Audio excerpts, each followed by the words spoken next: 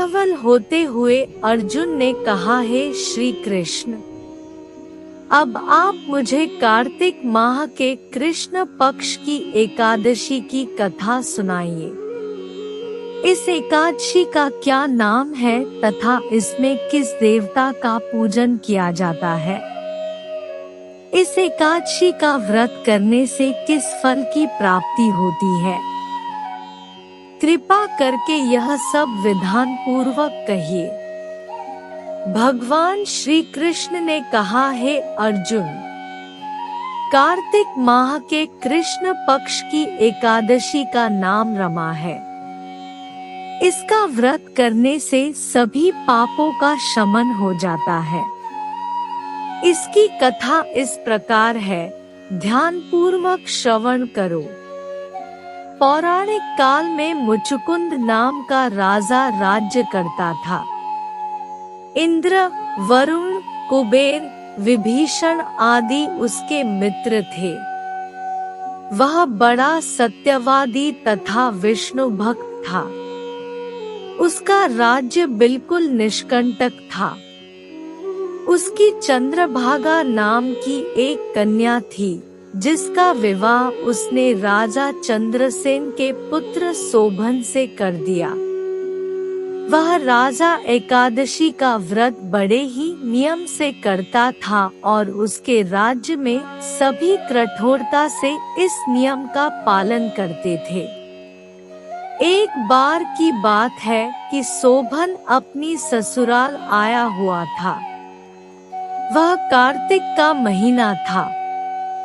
उसी मास में महापुण्यदायिनी रमा एकादशी आ गई। इस दिन सभी व्रत रखते थे।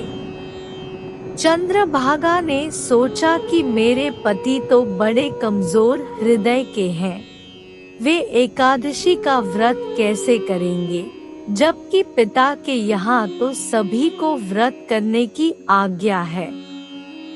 मेरा पति राजाज्ञा मानेगा तो बहुत कष्ट पाएगा। चंद्रभागा को जिस बात का डर था वही हुआ। राजा ने आदेश जारी किया कि इस समय उनका दामाद राज्य में पधारा हुआ है, अतः सारी प्रजा विधान पूर्वक एकादशी का व्रत करे। जब दशमी आई तब राज्य में ढिंढोरा पिटा। उसे सुनकर शोभन अपनी पत्नी के पास गया और बोला, हे प्रिय, तुम मुझे कुछ उपाय बतलाओ, क्योंकि मैं उपवास नहीं कर सकता। यदि मैं उपवास करूंगा तो अवश्य ही मर जाऊंगा।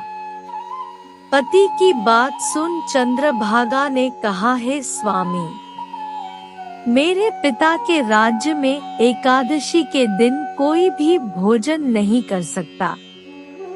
यहाँ तक कि हाथी, घोड़ा, ऊंट, पशु आदि भी तृण, अन्न, जल आदि ग्रहण नहीं करते।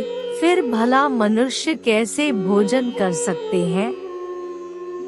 यदि आप उपवास नहीं कर सकते तो किसी दूसरे स्थान पर चले जाइए, क्योंकि यदि आप यहाँ रहेंगे तो आपको व्रत तो अवश्य ही करना पड़ेगा।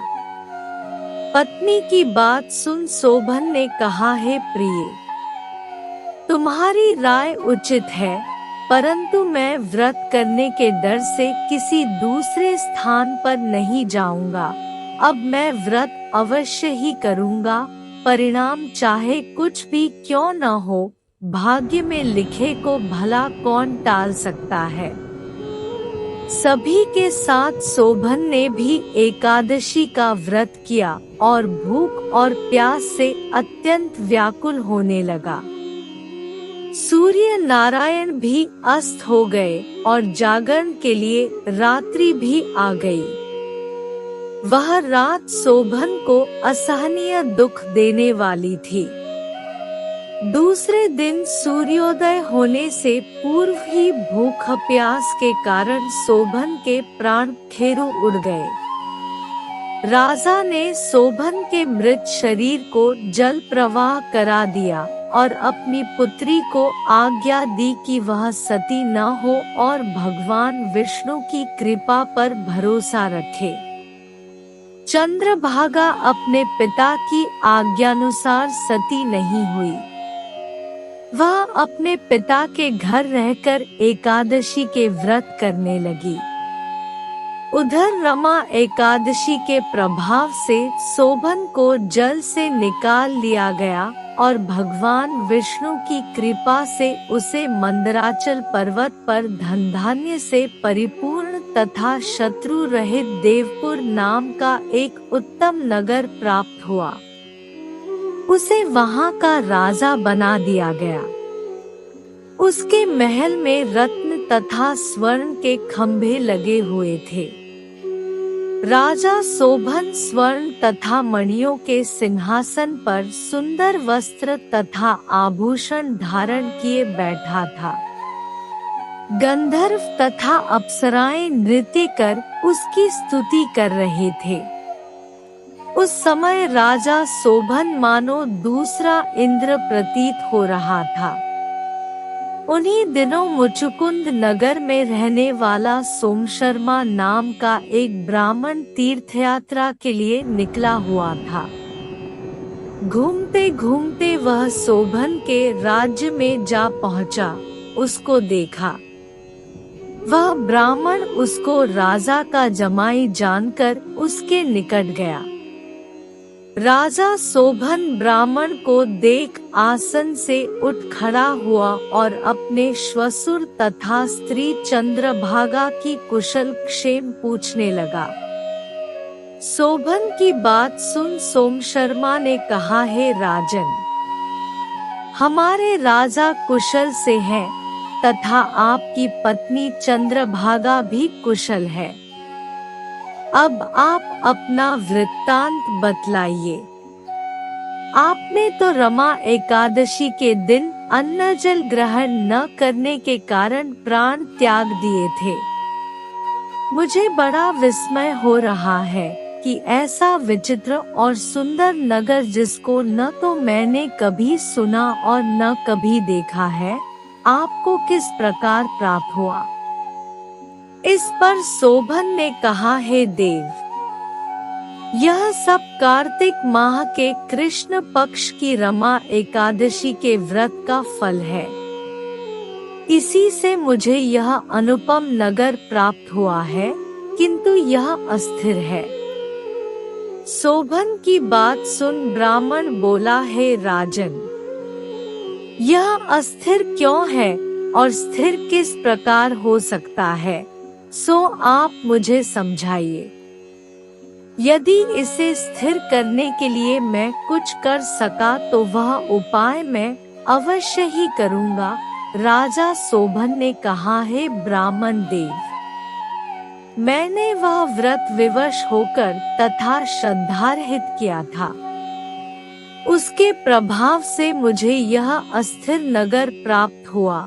परंतु यदि तुम इस वृत्तांत को राजा मुचुकुंद की पुत्री चंद्रभागा पे कहोगे तो वह इसको स्थिर बना सकती है। राजा शोभन की बात सुन ब्राह्मण अपने नगर को लौट आया और उसने चंद्रभागा से सारा वृत्तांत कह सुनाया। इस पर राजकन्या चंद्रभागा बोली, हे ब्राह्मण देव, आप क्या वह सब दृश्य प्रत्यक्ष देखकर आए हैं या अपना स्वप्न कह रहे हैं। चंद्रभागा की बात सुन ब्राह्मण बोला, हे राजकन्या, मैंने तेरे पति शोभन तथा उसके नगर को प्रत्यक्ष देखा है, किंतु वह नगर अस्थिर है। तू कोई ऐसा उपाय कर जिससे कि वह स्थिर हो जाए। ब्राह्मण की बात सुन चंद्रभागा बोली, हे ब्राह्मण देव, आप मुझे उस नगर में ले चलिए। मैं अपने पति को देखना चाहती हूँ। मैं अपने व्रत के प्रभाव से उस नगर को स्थिर बना दूंगी। आशा है आपको कथा अच्छी लगी होगी।